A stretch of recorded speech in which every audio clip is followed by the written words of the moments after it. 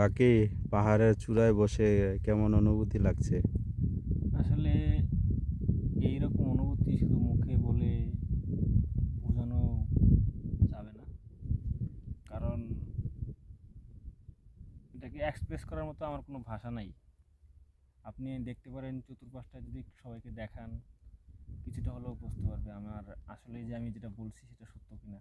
আপনি একটু দেখান পিছনের দিকটা, আপনার সামনের ভিউটা ছবির মতো সুন্দর।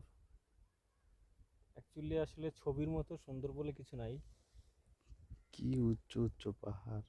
প্রাকৃতিক নিদর্শন আসলে। কত উপরে উপরে মানুষের বসবাস! কীভাবে পানি সাপ্লাই হয় সেটাই বুঝতে পারতেছি না। চতুর্দিকে যত দিকে তাকাই শুধু বাড়িঘর আর বাড়িঘর, সব পাহাড় পাহাড়ের বেষ্টিত সব উপরে। বাড়িঘর।